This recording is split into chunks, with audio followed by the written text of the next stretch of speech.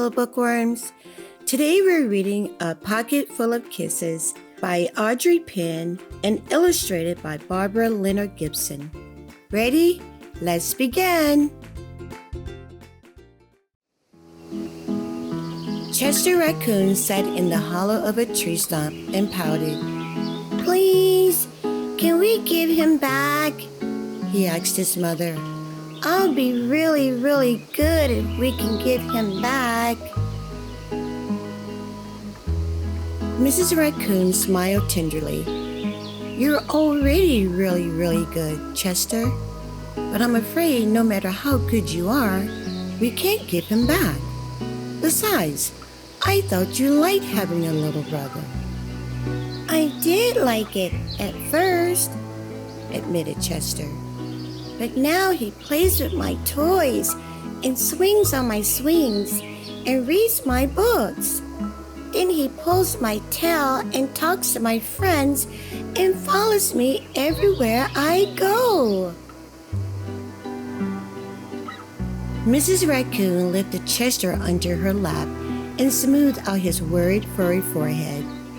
"That's what little brothers do," she explained in a very motherly tone. "It's no different than sharing the woods, or sharing the stream, or sharing the food we find. Ronnie wants to be just like you." Mrs. Raccoon placed Chester on the ground and smiled at him with the soft, loving eyes he knew so well.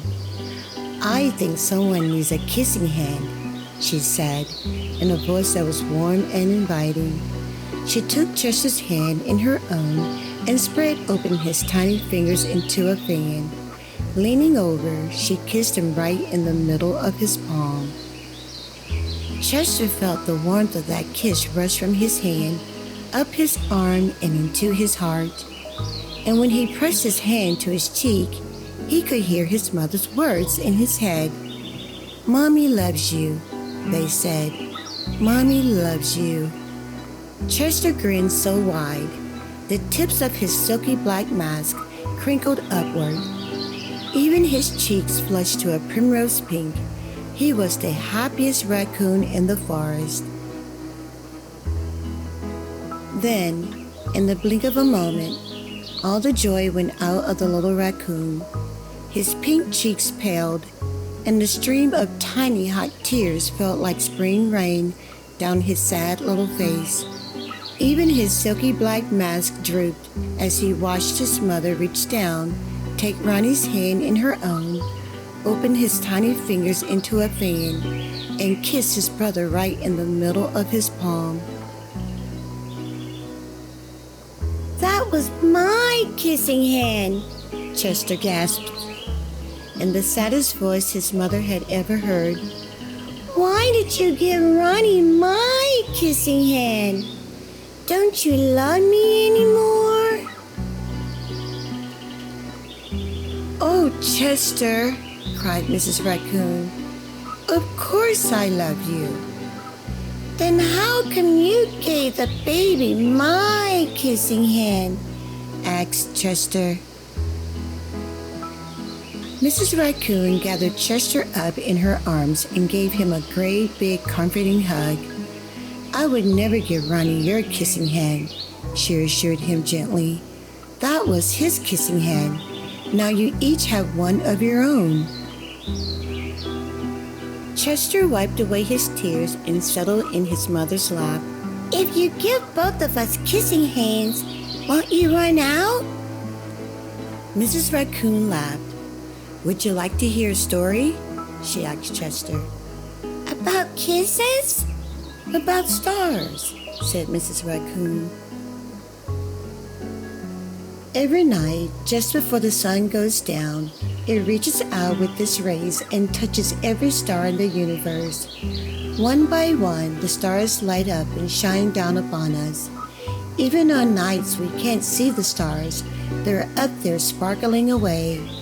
No matter how many stars fill the sky, the sun would never run out of light, and its rays would never stop reaching out to them. That's the way it is with kissing hands. When somebody loves you, their kisses are like the sun's rays. always there and always shining. No matter how many kissing hands I give you and Ronnie, I will never, ever run out. But you are right about one thing, Mrs. Raccoon told Chester. Ronnie's big brother widened his eyes and looked surprised. "What's that?" he asked his mother. "You are the big brother, and that deserves something extra special." Mrs. Raccoon put Ronnie on a swing, then took Chester's right hand in hers and spread open his tiny fingers into a fan. Leaning over, she kissed him right in the middle of his palm. "That kiss is for your pocket," she told him. "Take good care of it and keep it as a spare. You never know when a big brother might need a little extra care." Chester hugged his mother and romped away. "I love you too," he seemed to say.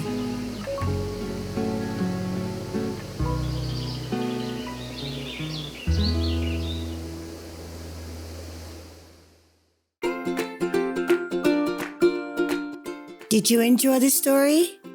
I hope you did. See you next time. Goodbye, my little bookworms.